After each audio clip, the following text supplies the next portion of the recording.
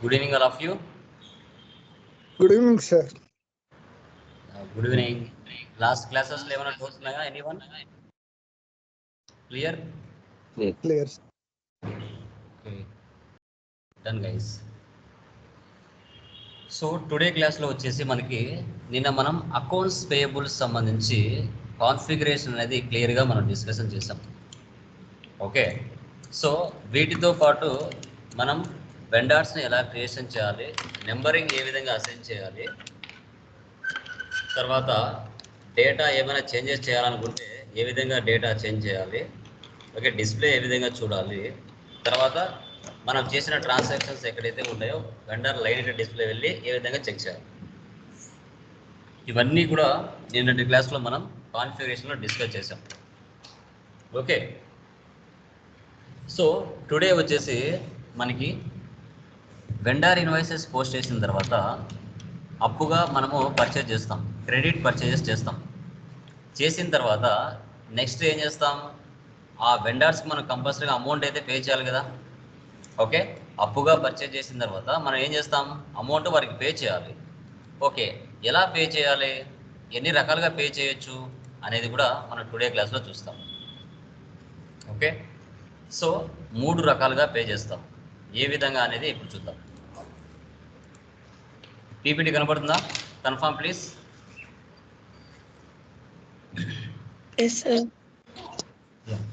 చూడండి అమ్మా. Okay, so vendor manual payment clearing అంటాం. వెండర్ మాన్యువల్ పేమెంట్ క్లియరింగ్ అని చెప్పుకుంటాం. వెండర్ ఇన్వాయిస్ పోస్టింగ్ FB60లో మనం పోస్ట్ చేస్తామమ్మా. తర్వాత వెండర్ మాన్యువల్ పేమెంట్ F-53లో మనం అమౌంట్ అనేది పోస్ట్ చేయడం జరుగుతుంది. తర్వాత వెండర్ లైన్ ఐటెం డిస్ప్లే FB11లో వెళ్ళి మనం చూడడం జరుగుతుంది. ఓకే, సో అది నిన్నటి వరకు మనము FB60 తర్వాత FB11Nలో మనం చెక్ చేసాం. ఈరోజు మనం మాన్యువల్ పేమెంట్ ఎలా చేయాలో తెలుసుకుంటాం. వెండర్ మాన్యువల్ పేమెంట్ ఎలా చేయాలి F-53లో. ఓకే, సో దీనిలో 3 టైప్స్ ఉంటాయి అమౌంట్ క్లియర్ చేసే పద్ధతి. Standard clearing, partial clearing, residual clearing అని 3 టైప్స్ ఉంటాయండి. ఇప్పుడు స్టాండర్డ్ క్లియరింగ్ అంటే ఏంటి, ఒక ఇన్వాయిస్ 1 lakh మీరు పర్చేజ్ చేశారనుకోండి, 1 lakh amount at a time pay చేయడం, దాన్ని స్టాండర్డ్ క్లియరింగ్ అంటాం. టోటల్ అమౌంట్ పెండింగ్ ఏం లేకుండా 1 lakh amount at a time pay చేయడం, దాన్ని స్టాండర్డ్ క్లియరింగ్ అంటాం. పార్షియల్ క్లియరింగ్ అంటే ఏంటి, ఒక ఇన్వాయిస్ 1 lakh పోస్ట్ చేశారు, మరొక ఇన్వాయిస్ 2 lakhs పోస్ట్ చేశారు, అంటే టోటల్గా 3 lakhs. 3 lakhsలో 1,50,000 పే చేయడం, అంటే ఒక ఇన్వాయిస్ ఏమో 2 లక్షలు ఉంది, మరొక ఇన్వాయిస్ ఏమో 1 lakh ఉంది, టోటల్ 3 లక్షలు. 3 లక్షల్లో 1,50,000 పే చేయడం, అంటే దాంట్లో ఏంటి, ఒక ఇన్వాయిస్ పూర్తిగా క్లియర్ అవుతుంది, మరొక ఇన్వాయిస్లో హాఫ్ పేమెంట్ క్లియర్ అవుతుంది, దాన్ని పార్షియల్ క్లియరింగ్ అంటాం. తర్వాత residual clearing, half amount clearing. ఇప్పుడు 1,50,000 ఇంకా పెండింగ్ బ్యాలెన్స్ ఉంటుంది కదా, ఆ 1,50,000లో ఒక 70,000 హాఫ్ పేమెంట్ క్లియర్ చేయడం, అది రెసిడ్యువల్ క్లియరింగ్ అంటాం. ఓకే, సో ఈ మూడింటిని మనం ఏ విధంగా ఎంటర్ చేసుకోవాలనేది చూద్దాం. సో ఇప్పుడు మనము ఎంట్రీస్ పాస్ చేసేటప్పుడు ఎర్రర్ వస్తుంది. సో ఆ ఎర్రర్ వచ్చినప్పుడు మనం ఏం చేయాలంటే వెండర్కి కానీ కస్టమర్కి కానీ ఒక టాలరెన్స్ గ్రూప్ని క్రియేషన్ చేసుకోవాలి OB-A3లో. ఎందుకంటే ఒక ఇన్వాయిస్కి ఇంత అమౌంట్ అనే లిమిట్ అనమాట. ఆ లిమిట్ కోసం మనం ఏం చేయాలంటే OB-A3లో ఒక టాలరెన్స్ గ్రూప్ క్రియేట్ చేసుకోవాలి. గ్లోబల్ సెట్టింగ్స్లో మనం tolerance group for employees create చేసాం కదా, అదేవిధంగా ఇక్కడ వెండర్కి కస్టమర్కి కలిపి ఒకటి చేసుకోవాలి. చేయకపోతే ఎంట్రీ పాస్ అవ్వదు. ఓకే, అది కూడా చూపిస్తాను ఎర్రర్ ఎలా అనేసి. ఓకే, చూద్దాం.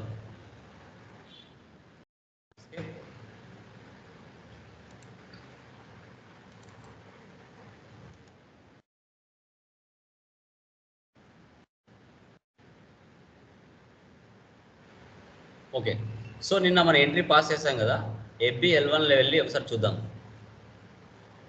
FB11N మన కంపెనీ ఏంది, ITC1.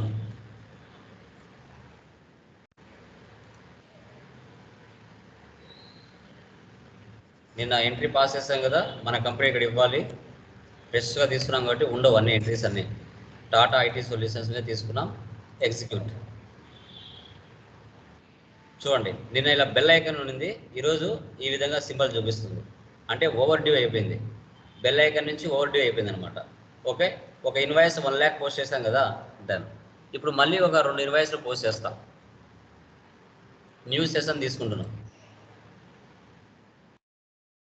FB60కి వెళ్తున్నా.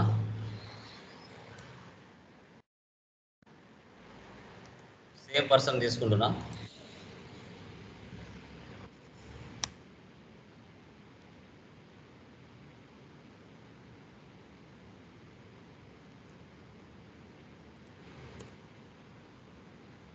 $2 lakhs తీసుకుంటున్నా. Vendor invoice. ఇక్కడ పర్చేజ్ అకౌంట్ తీసుకుంటున్నా.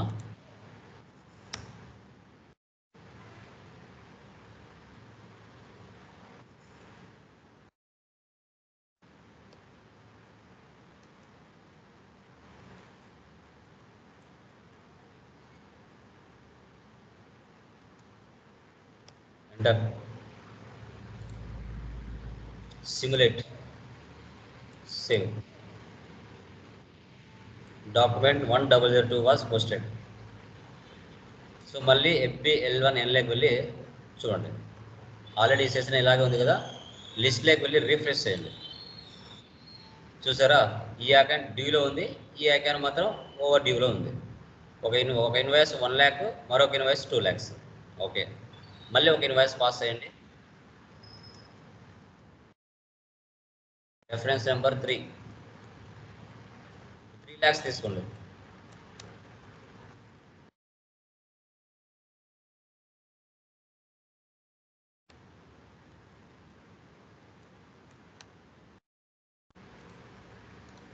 సిమ్యులేట్.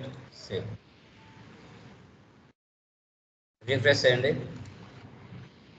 ఓకే, టోటల్గా 6 లక్షలు అండి. ఈ 6 లక్షల్లో ఫస్ట్ నేను ఏం చేస్తున్నానంటే 1 lakh ఉంది కదా, లేదంటే ఈ 1 lakh కానీ 2 lakhs కానీ 3 lakhs కానీ స్టాండర్డ్ క్లియరింగ్ చేస్తాం. At a time total amount మనం ఇవ్వటం. ఓకే, ఇప్పుడు నేను 3 lakhs ఉంది కదా, ఈ 3 lakhs అమౌంట్ నేను క్లియర్ చేస్తా అట్ ఏ టైం. దీన్నే స్టాండర్డ్ క్లియరింగ్ అంటాం. ఓకే, F-53కి వెళ్దాం. /N F-53. సో చూడండి డేట్ చూడండి, పోస్ట్ అవుట్ గోయింగ్ పేమెంట్ ఇలా ఉంటుంది మా. కేజెడ్తో పోలుస్తారు దీని టైప్ వచ్చేసి KZ. Company code, posting date, period, currency, reference number,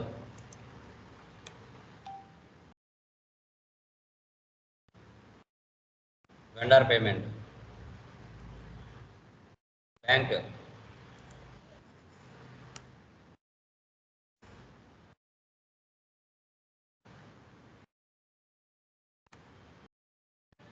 amount 3 lakhs, value date, vendor invoice,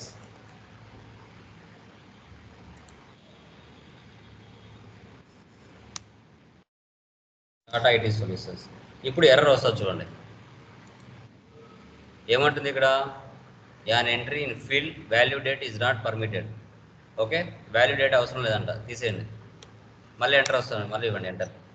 ఏమంటుంది ఇక్కడ, the entry ITC1 is missing in table T043G. దీనికి అర్థం ఏంటి అంటే వెండర్కి కస్టమర్కి ఒక టాలరెన్స్ గ్రూప్ క్రియేట్ చేసుకో అని అర్థం. దీని మీద క్లిక్ చేయండి. ఓకే, సో అది క్లిక్ చేసుకొని వెండర్కి బ్యాక్ ఎండ్లో టాలరెన్స్ గ్రూప్ ఇస్తేనే మాన్యువల్ పేమెంట్ క్లియర్ అవుతుంది, లేదంటే అవ్వదు.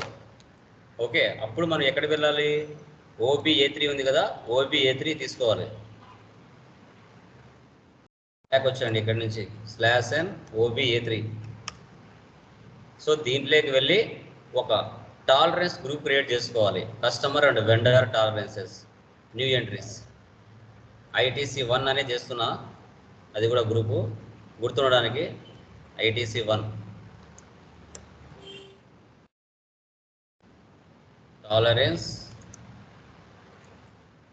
For vendor and customer. Permitted payment differences ఇవన్నీ నో నీడ్, సేవ్ చేయండి. సో దీన్ని ఏం చేయాలంటే వెండర్స్ను మీరు క్రియేట్ చేశారు కదా, వెండర్స్ చేంజెస్ ఏమైనా చేయాలంటే టీ కోడ్ ఏంటి మా, ఏదైనా మాడిఫికేషన్ చేయాలంటే టీ కోడ్ ఏంటి వెండర్కి నేను చెప్పాము కదా.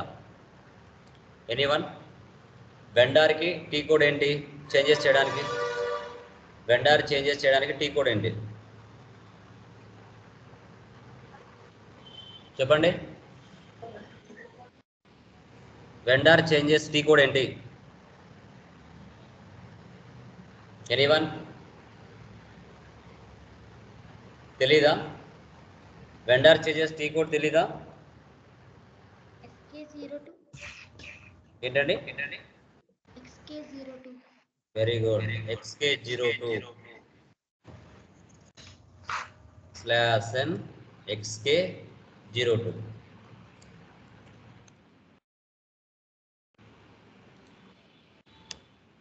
Enter enter enter enter enter. ఇక్కడ ఇవ్వాలి, ఇక్కడ ఇస్తే అప్పుడు ఎంట్రీ పాస్ అవుతుంది, లేకపోతే పాస్ అవ్వదు. సేవ్. 100 మంది వెండర్స్ ఉంటే 100 మందికి మీరు ఇవ్వాల్సిందే, ఇవ్వకపోతే ఎంట్రీ పాస్ అవ్వవు. అట్ టైం అందరికి ఇవ్వడానికి ఆప్షన్ లేదు. Enter enter enter enter enter enter.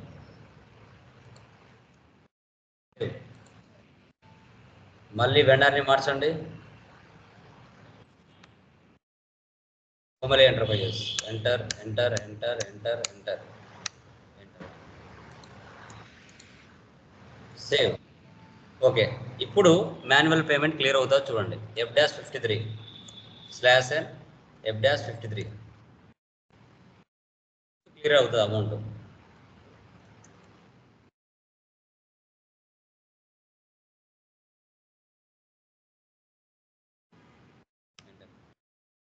ఇప్పుడు చూసారా లోపలికి ఎంటర్ అయినాం చూడండి. నెంబర్ ఆఫ్ ఐటమ్స్ అన్ని 3. డిస్ప్లే ఫ్రమ్ ఐటమ్ ఒకటే కదా క్లియర్ చేస్తున్నాం. Not assigned 3 lakhs, amount entered 3 lakhs, assigned 6 lakhs. Bill number 1 1 lakh, bill number 2 2 lakhs, bill number 3 3 lakhs. ఇప్పుడు ఈ మూడిట్లో నేను క్లియర్ చేయబోయే ఇన్వాయిస్ స్టాండర్డ్, పార్షియల్, రెసిజువల్. ఇప్పుడు నేను స్టాండర్డ్ క్లియరింగ్ చేస్తున్నా, అంటే 3 lakhs ఇన్వాయిస్ని క్లియర్ చేస్తున్నా. ఓకే, ఇప్పుడు నాకు కావాల్సింది ఈ అమౌంట్ నాకు కావాలి, ఇవి రెండు నాకు అనవసరం. అప్పుడు ఈ రెండు కూడా యాక్టివ్లో ఉన్నాయి కదా, వాటిని ఇన్యాక్టివ్లోకి పంపించాలి. అంటే వాటి మీద క్లిక్ చేయాలి. క్లిక్ చేస్తే బ్లాక్గా మారిపోతుంది. బ్లాక్గా మారిపోతే అమౌంట్ మారిపోతుంది చూడండి. మళ్ళీ దీని మీద క్లిక్ చేస్తున్నా, బ్లాక్గా మారిపోయింది, అమౌంట్ మ్యాచ్ అయింది. Amount entered 3 lakhs, assigned 3 lakhs, not assigned 00. ఇప్పుడు క్లియర్ అవుతుంది. ఈ ఇన్వాయిస్ ఏదైతే ఉందో అది క్లియర్ అవుతుంది. ఇక్కడ కనిపించే ఇన్వాయిస్లు ఎక్కడ ఉన్నాయి? ఇక్కడ ఉన్నాయి. ఈ ఇన్వాయిస్లే FB-L1Nలో ఉన్న ఇన్వాయిస్లే మీకు ఇక్కడ కనబడుతున్నాయి. ఓకే, ఇప్పుడు నేను క్లియర్ చేస్తున్నా. Document 4001 was posted in company code. ఆ 3 lakhs ఇన్వాయిస్ క్లియర్ అయిపోయింది. ఇప్పుడు FB-L1Nలోకి వెళ్ళండి, రీఫ్రెష్ చేయండి, లిస్ట్లోకి వెళ్ళి. క్లియర్ అయిపోయిందా? 2 ఇన్వాయిసెస్ ఉన్నాయా? ఆ క్లియర్ ఇన్వాయిస్ చూడాలంటే ఎక్కడ వెళ్ళాలి? బ్యాక్. ఇక్కడ క్లియర్డ్ ఐటమ్స్ ఉన్నాయి కదా, ఇక్కడ డేట్ ఇవ్వండి.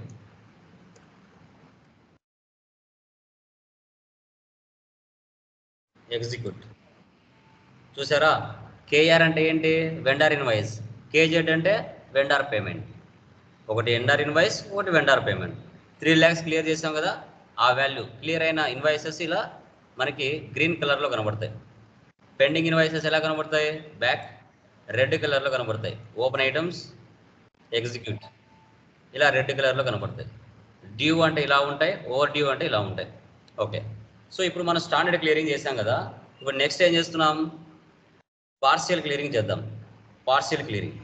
ఓకే, ఇక్కడ 2 ఇన్వాయిసెస్ ఉన్నాయి కదా, దీంట్లో 1.5 lakh క్లియర్ చేద్దాం. 1.5 lakh లేదు, 1.5 lakh కాదు, లైక్ 2,50,000 క్లియర్ చేద్దాం. ఈ రెండు ఇన్వాయిస్లలో టోటల్గా 3 lakhs ఉంది. 3 lakhsలో 2,50,000 క్లియర్ చేద్దాం. Okay, done. మళ్ళీ F-53కి వెళ్ళండి, డేట్ తీసుకోండి, reference number SBI bank, amount వచ్చేసి 2,50,000. వెండర్ ఇన్వాయిస్, వెండర్ని సెలెక్ట్ చేయండి, ప్రాసెస్ ఓపెన్ ఐటమ్స్ లేదంటే ఎంటర్ ఇవ్వండి. ఓకే, నెంబర్ ఆఫ్ ఐటమ్స్ ఎన్ని ఉన్నాయి? 2 ఉన్నాయి. Display from item 1. ఇక్కడ 50,000 పెండింగ్ ఉంది. Amount enter 2,50,000, assigned 3 lakhs. Okay, ఇప్పుడు మనం చేసేది పార్షియల్ క్లియరింగ్. పార్షియల్ క్లియరింగ్ ఎలా చేయాలి? Partial payment. ఇక్కడికి వచ్చినట్లయితే ఇక్కడ చూడండి, ఇక్కడ ఉన్న అమౌంట్లే ఇక్కడ కనబడతాయి. ఓకే, ఇప్పుడు ఈ రెండిట్లో ఫస్ట్ 2 lakhs అనే అమౌంట్ పూర్తిగా క్లియర్ అయిపోవాల్సిందే, కంపల్సరీ. 1 lakhలో 50,000 క్లియర్ అవ్వాలా. 1 lakhలో 50,000 క్లియర్ అవ్వాలా. 2 lakhs అమౌంట్ పూర్తిగా క్లియర్ అయిపోవాల్సిందే. సో అప్పుడు మనం ఏం చేస్తామంటే ఇక్కడ పార్షియల్ అమౌంట్ని సెలెక్షన్ చేసుకొని ఈ ప్లేస్లో 2 times ప్రెస్ చేసామంటే ఇక్కడ ఓన్లీ 50,000 లెస్ అవుతుంది. అప్పుడు ఇక్కడ అమౌంట్లు మ్యాచ్ అయిపోతాయి. ఓకే, చూడండి కావాలంటే 2 times ప్రెస్ చేస్తున్నా, చూడండి ఇక్కడ అమౌంట్లు మ్యాచ్ అయిపోయినాయి. 250, 250 నాట్ అసైన్డ్ 0, 0. ఇక్కడ ఫైనల్గా అమౌంట్ మ్యాచ్ అయిపోయి 0 రావాలి ఈ ప్లేస్లో. ఇప్పుడు చూడండి ఇక్కడ 2 lakhs, అక్కడ 50,000 మ్యాచ్ అయిపోయింది.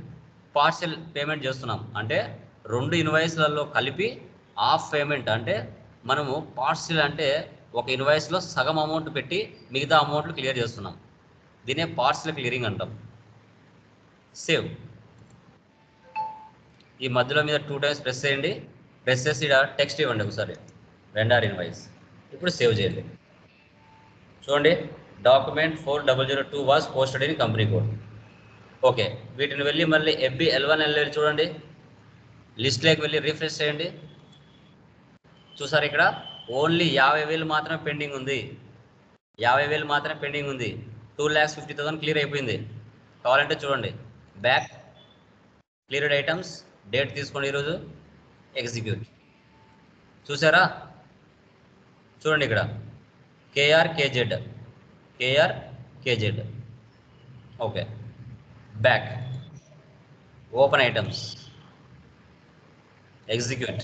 ఓకే, ఇప్పుడు ఈ 50,000 అనే అమౌంట్ KZ క్లియర్ చేయాలా, లేదంటే KR 1 lakhలో 50,000 ఉందా, లేదంటే KZలో 50,000 ఉందా? ఈ రెండిట్లో ఏది క్లియర్ చేయాలి నేను చెప్పండి? KZడా KR క్లియర్ చేయాల్సింది? ఏ దాంట్లో అమౌంట్ ఉంది పెండింగ్ మిగతా 50,000? చెప్పండి, ఎక్కడుంది మా? KZలో ఉందా 50,000 పెండింగ్? KRలో ఉందా?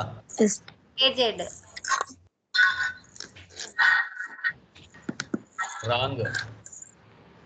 KZలో కాదు, KRలో ఉంది. ఓకే, KRలో 1 lakh ఉంటే ఆ 1 lakhలో 50,000 క్లియర్ చేసాం మనం. ఇంకా 50,000 KRలో ఉంటుందా KZలో ఉంటుందా? KRలో ఉంటుంది. KZ అనేది ఏంది? అమౌంట్ క్లియర్ చేసేదాన్ని KZ అంటాం. ఏదైతే పెండింగ్ అమౌంట్ ఉందో అది షో చేస్తుంది కింద. ఓకేనా? ఎప్పుడు కూడా పేమెంట్లో అమౌంట్ ఉండదు, పెండింగ్ అమౌంట్. ఇన్వాయిస్లోనే పెండింగ్ అమౌంట్ ఉంటుంది, గుర్తుపెట్టుకోండి. ఓకే, ఇప్పుడు ఆ 50,000లో 20,000 మాత్రమే క్లియర్ చేస్తా. దాన్ని రెసిడ్యువల్ క్లియరింగ్ అంటారు. దాన్ని ఏమంటారు? Residual clearing of amount. మళ్ళీ F-53కి వెళ్ళండి. రెఫరెన్స్ నెంబర్ తీసుకోండి 4. ఇక్కడ ఓన్లీ 20,000 క్లియర్ చేస్తున్నా. ఎంటర్. ఓకే, ఇక్కడ చూడండి, number of items 2, display from item 1, amount enter 20,000, assigned 50,000, not assigned 30,000. Okay, ఇప్పుడు ఉండే అమౌంట్ ఇక్కడ పార్షియల్ సెలెక్ట్ చేయలేదు, ఇప్పుడు రెసిడ్యువల్ సెలెక్ట్ చేస్తున్నా పైన, రెసిడ్యువల్. ఓకే, ఇప్పుడు నేను KZడా క్లియర్ చేయాల్సింది KRా? ఎక్కడుంది అమౌంట్? 50లో ఉందా, 1 lakhలో ఉందా? ఎక్కడుంది అమౌంట్? ఎక్కడుంది? ఆ 50,000 అనే అమౌంట్ 1 lakhలో ఉందా, 50,000లో ఉందా? చెప్పండి. 1 lakhలో ఉంది. ఇప్పుడు ఇక్కడ అమౌంట్ మ్యాచ్ అవ్వాలా, 20,000 వచ్చి ఇక్కడ 0, 0 అవ్వాలా. అప్పుడు నేను ఎక్కడ ఏం చేయాలా చెప్పండి ప్రాసెస్.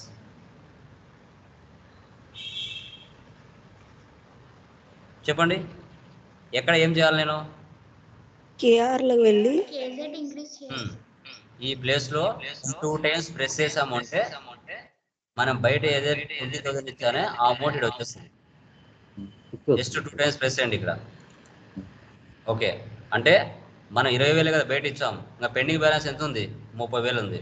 ఇక్కడ మ్యాచ్ అయిన అమౌంట్ 20,000 0 ఇంకా 30,000 పెండింగ్ బ్యాలెన్స్ ఏదైతే ఉందో అది మాత్రమే ఇక్కడ షో చేస్తుంది.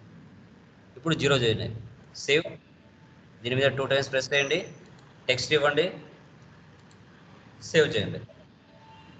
ఇప్పుడు వెళ్ళి చూడండి అక్కడ FBL1Nలో లిస్ట్ రీఫ్రెష్ ఓన్లీ 30,000 మాత్రమే ఉంది. ఈ 30,000ని డైరెక్ట్గా స్టాండర్డ్ అయినా చేయొచ్చు, పార్సల్ అయినా చేయొచ్చు, రెసిడ్యువల్ అయినా చేయొచ్చు. ఈ 30,000లో మళ్ళీ 15,000 పెండింగ్ బ్యాలెన్స్ పెట్టి 15,000 మళ్ళీ క్లియర్ చేయొచ్చు, మళ్ళీ రెసిడ్యువల్ చేయొచ్చు.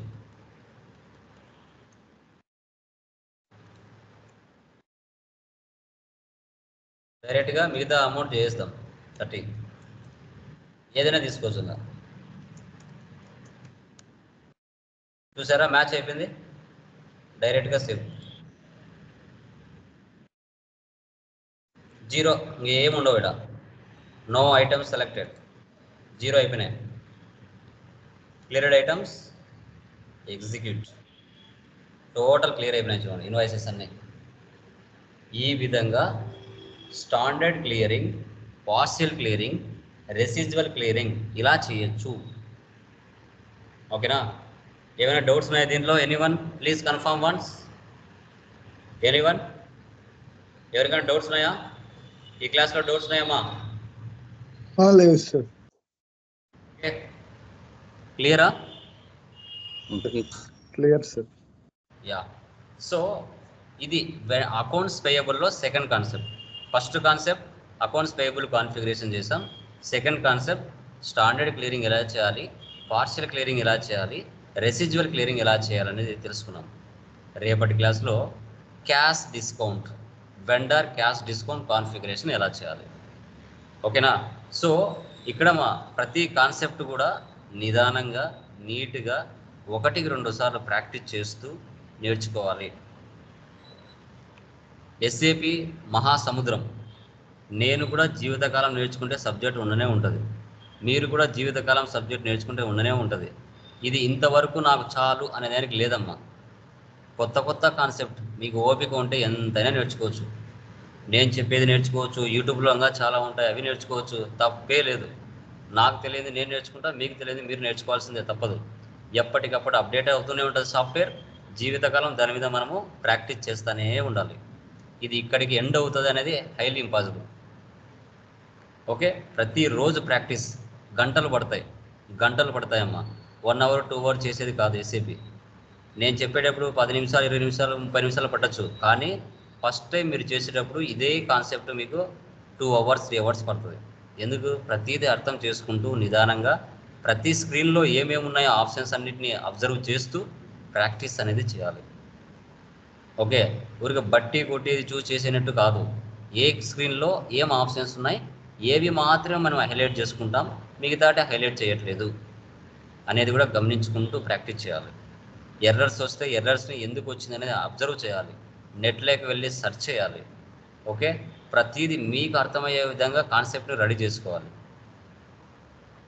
మీకు అర్థమయ్యే విధంగా కాన్సెప్ట్ని రెడీ చేసుకొని మీకు నచ్చిన కంటెంట్ వొకాబులరీతో యూజ్ చేసుకుంటూ, ఓకే, ఆ PDFs మీ గ్రూప్లో వేస్తున్నాం కదా, దాంట్లో మీకు నచ్చే విధంగా కంటెంట్ ప్రిపేర్ చేసుకుంటూ ప్రాక్టీస్ చేసుకోవాలి. వాటితో పాటు కంపల్సరీగా నేర్చుకోవాలి. ఓకే, సో SAP మీద